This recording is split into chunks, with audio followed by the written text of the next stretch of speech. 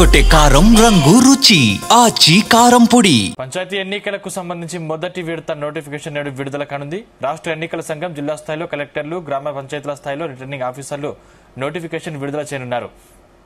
ఇక మొదటి విడత ఎన్నికల్లో భాగంగా 31 జిల్లాల్లో 189 మండలాల్లో 4236 సర్పంచ్ స్థానాలకు 37,440 వార్డులకు ఎన్నికలు నిర్వహించనున్నారు.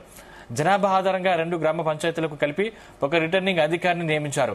వీరు నేటి నుంచి ఎల్లుండి వరకు ఉదయం 10:30 నుంచి సాయంత్రం 5 గంటల వరకు నామినేషన్లు స్వీకరిస్తారు.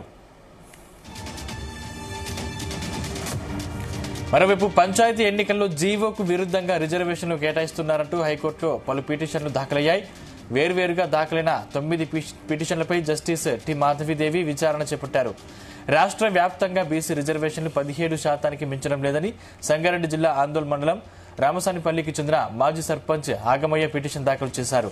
సంగారెడ్డి జిల్లాలో మొత్తం 613 గ్రామ పంచాయతీలుండగా 117 సర్పంచ్ స్థానాలను మాత్రమే బీసీలకు కేటాయించారని పిటిషనర్ తరపు న్యాయవాది కోర్టుకు తెలిపారు.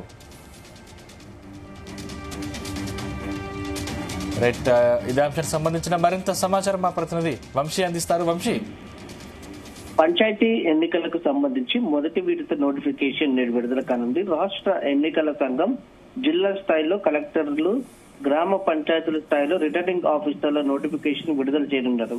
మొదటి విడత ఎన్నికల్లో భాగంగా 31 జిల్లాలు, 189 మండలాలు, 4230 సర్పంచ్ స్థానాలకు 37,440 వార్డులకు ఎన్నికలు నిర్వహించనున్నారు. జనాభా ఆధారంగా 2 గ్రామాల పంచాయతీలకు కలిపి ఒక రిటర్నింగ్ అధికారిని నియమించారు. వీరు నేటి నుంచి ఎల్లుండి వరకు కూడా ఉదయం 10:30 గంటల నుంచి సాయంత్రం 5 గంటల వరకు కూడా నామినేషన్లు స్వీకరిస్తారు. ఇందుకు అవసరమైన ఏర్పాట్లను ఎన్నికల సంఘం జిల్లా అధికారులు పూర్తి చేశారు. 21 ఏళ్ల వయసు ఉన్నవారు, అదే గ్రామంలో ఓటరుగా నమోదైన వారు సర్పంచ్, వార్డు సభ్యుల స్థానాలకు పోటీ చేసేందుకు అర్హులు. సర్పంచ్ స్థానానికి నామినేషన్ వేసేవారు 2,000 డిపాజిట్ చెల్లించాల్సి ఉంటుంది. ఎస్సీ, ఎస్టీ, బీసీలు 1000 డిపాజిట్ కింద చెల్లించాలి. వార్డు సభ్యులుగా పోటీ చేసేవారు 500, ఎస్సీ, ఎస్టీ, బీసీలు 250 ఏదైతే డిపాజిట్ చెల్లించాలి. 2 కన్నా ఎక్కువ మంది పిల్లలున్న వారు పోటీకి కూడా అర్హులుగా అటు ఇప్పటికే ప్రభుత్వం అనౌన్స్ చేసినటువంటి నేపథ్యంలో వారికి కూడా అర్హులుగా ప్రకటించడం జరిగింది. డిసెంబర్ 3న బరిలో ఉన్న అభ్యర్థులు తుది జాబితాను ప్రకటిస్తారు. డిసెంబర్ 11న పోలింగ్ జరగనుంది. అదే రోజు ఓట్లను లెక్కించి ఫలితాలను ప్రకటిస్తారు. నేటి నుంచి నామినేషన్ల ప్రక్రియ ప్రారంభం కానుంది.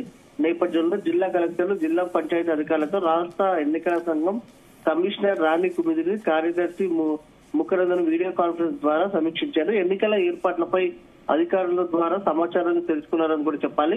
నామినేషన్ల స్వీకరణకు అవసరమైన అన్ని ఏర్పాట్లు పూర్తి చేయాలని కూడా ఇప్పటికే అధికారులకు కూడా సూచించడం కూడా జరిగింది. జిల్లాలో ఎన్నికల కోడ్ అమలయ్యేలా చూడాలని కూడా సూచించడం జరిగింది.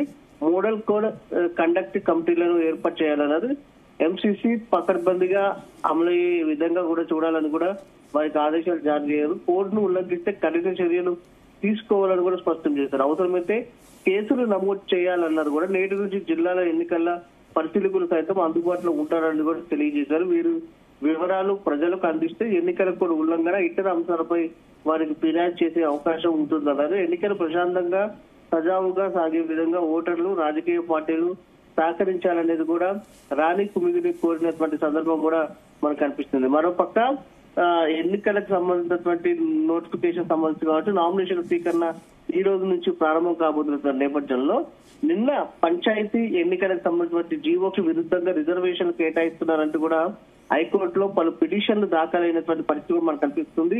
వేరువేరుగా దాఖలైన 9 పిటిషన్లపై జస్టిస్ టి మాధవీదేవి విచారణ చేపట్టినటువంటి సందర్భం మనకు కనిపిస్తోంది. రాష్ట్ర వ్యాప్తంగా బీసీ రిజర్వేషన్లు 17% మించడం లేదని సంగారెడ్డి జిల్లా ఆందోళన మండలం ఏదైతే రామసారిపల్లికి చెందినటువంటి మాజీ సర్పంచ్ ఆగమయ్య పిటిషన్ దాఖలు చేశారు. సంగారెడ్డి జిల్లాలో మొత్తం 613 గ్రామ పంచాయతీలు ఉండగా 117 సర్పంచ్ స్థానాలను మాత్రమే బీసీలకు కేటాయించారనేది కూడా పిటిషనర్ తరపు న్యాయవాది కోర్టులకు తెలిపడం జరిగింది. ఈ మేరకు జిల్లా కలెక్టర్ గెజిట్ 43ను జారీ చేశారనేది కూడా వాదించడం జరిగింది. దీని ప్రకారం బీసీ రిజర్వేషన్లు 19% మాత్రమే ఉన్నాయన్నారు. రాష్ట్ర వ్యాప్తంగా సర్పంచులకు బీసీ రిజర్వేషన్లు 17% మాత్రమే ఉన్నాయనేది కూడా తెలపడం జరిగింది. ప్రభుత్వం తీసుకొచ్చిన జీవో 46కు విరుద్ధంగా ఈ రిజర్వేషన్లు ఉన్నాయన్నారు. సంగారెడ్డి జిల్లా ఏదైతే కలెక్టర్ జారీ చేసినటువంటి గెజెట్ రద్దు చేసి రిజర్వేషన్లు మళ్ళా కేటాయించాలన్నారు. కల్వకుర్తి నియోజకవర్గంలో వెల్దండ మండలం తిమ్మనోనిపల్లి రిజర్వేషన్లపై మరో పిటిషన్ దాఖలైంది. గ్రామంలో 8 వార్డులు ఉండగా అన్నిటినీ ఎస్సీ ఎస్టీలకే కేటాయించారని, బీసీ జనాభా ఓటర్లు ఎక్కువగా ఉన్నప్పటికీ అధికారులు పరిగణలోకి తీసుకోలేదని పిటిషనర్ తరపు న్యాయవాది వాదించడం జరిగింది. 2011 జనాభా లెక్కల ప్రకారం ఎస్సీ ఎస్టీలకు సర్పంచ్లకు సంబంధించిన రిజర్వేషన్లు కేటాయించాలన్నారు. ప్రధానంగా స్పెషల్ జీపీ రాహుల్ రెడ్డి కోర్టుకు తెలపడం జరిగింది. రోస్టర్ ప్రకారం రిజర్వేషన్లు మారుతూ వస్తాయని ధర్మాసనం దృష్టికి తీసుకొచ్చారు. 2011 జనాభా ఏదైతే గణనలో తప్పుడున్నట్టు కూడా పిటిషనర్ తరపు న్యాయవాది వాదిస్తున్నారని, దీనికి కేంద్రమే సమాధానం చెప్పాల్సి ఉందన్నారు. రాహుల్ రెడ్డి వాదించారు. ఇరువైపులా వాదనలు విన్న హైకోర్టు తదుపరి విచారణను ఈ రోజుకి వాయిదా వేసినటువంటి సందర్భం కూడా చూడాలి. ఈ రోజు ఏదైతే విచారణ జరగనున్నటువంటి నేపథ్యంలో కోర్టు ఎలాంటి తీర్పు ఇస్తుందనేది కూడా వేచి చూడాల్సినటువంటి అవసరం ఎంతైనా ఉంది. వంశ అంటే రిజర్వేషన్ల ప్రకారం అమలు చేయడం లేదంటూ ఎక్కడికెక్కడ పలు పిటిషన్లు దాఖలవుతున్నాయి. గత ప్రభుత్వం కంటే కూడా తక్కువ రిజర్వేషన్లు కేటాయిస్తున్నారని ఇప్పటికే చాలా మంది పిటిషన్లు దాఖలు చేస్తున్నారు. అంటే ఇలా అయితే ఎన్నికల్లో కాంగ్రెస్ పార్టీకి పెద్ద దెబ్బ తాకే అవకాశం లేదా? అంటే బీసీ జేఏసీ నేతలకి ఏమని సమాధానం ఇవ్వబోతుంది కాంగ్రెస్ ప్రభుత్వం?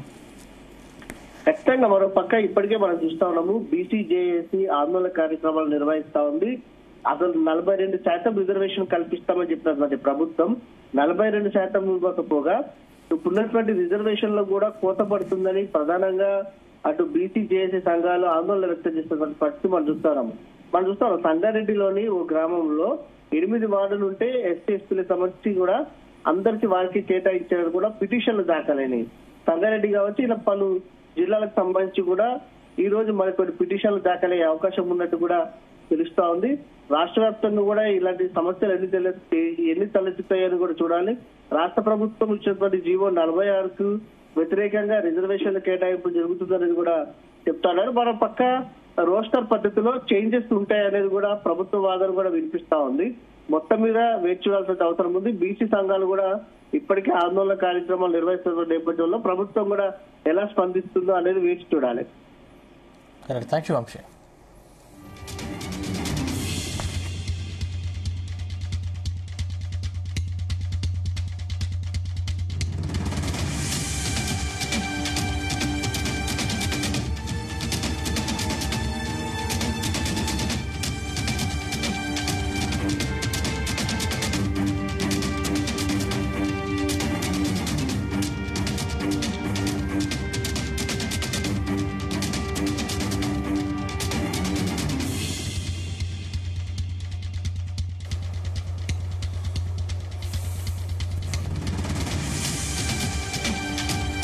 గుమగుమల వంటలే